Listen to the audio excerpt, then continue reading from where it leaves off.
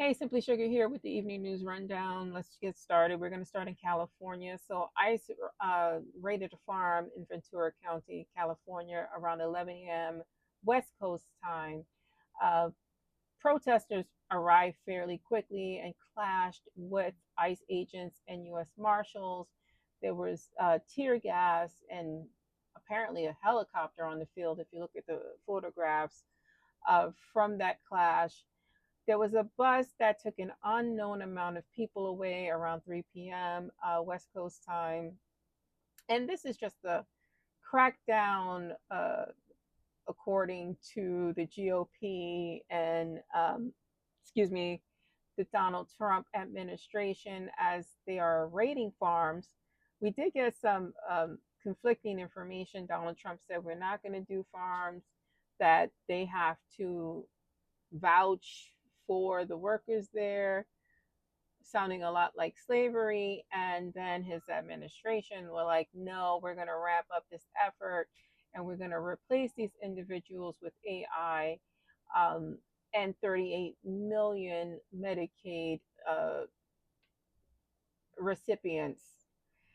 What they're not telling you is that these recipients are children, elderly, disabled, and also people who work for a living. They just work for large retailers who do not qualify for medical assistance from those corporations. And that is the game these corporations use.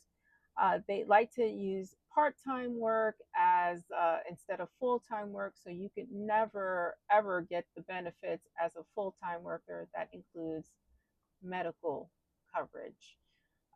We never go after the oligarchy and the people who own these corporations or the pharmaceutical companies that take advantage of the system via fraud. Let's move on to Texas. And I'm not talking about the floods. We're going to talk about Ken Paxton, whose wife, Angela Paxton, has filed for divorce nearly 40 years of marriage. She is stating biblical grounds for this divorce. Now, Ken Paxton, um, Ken Paxton is kind of famous in Texas for having many mistresses that he has paraded around in public. I'm wondering why, after all this time, this is the final straw. My own opinion is that there's children involved. I'm sure he's had a child out of wedlock. Again, this is my opinion. There's no evidence of this, and that's probably what the final straw was, when you brought a child into this versus you parading around women and in front of the world to see on television. This is not the first go round for Ken Paxton. So my opinion is there's a kid involved. Moving on to student loan interest. So if you're in the SAFE student loan program, heads up, interest rates start again August 1st. The 0% pause has been in place since last summer, but federal court ruling ended that. So about 7.7 million borrowers are affected, including myself.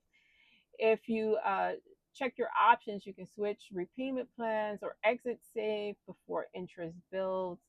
But get ahead of it before it gets ahead of you, is my opinion. Finally, we're going to talk about the birthright citizenship order that is in place. So, a federal judge in New Hampshire just stopped Trump's executive order to end birthright citizenship. This would have denied citizenships to kids born here if their parents are undocumented. Now, this goes against the Constitution. If you're born on this soil, you're a citizen of this soil. And this cannot be signed away via executive order. This takes the Supreme Court to weigh in. And so this is going up the chain to the Supreme Court. And this is going to be a very interesting vote when it comes to fruition, probably when they reconvene. That is the evening news rundown. I'm Simply Sugar. Please let me know your thoughts. I'm a little late today. I did record earlier. It was interrupted and mute, but this is the full rundown. And thank you for joining me. Please like, share, and follow if you can.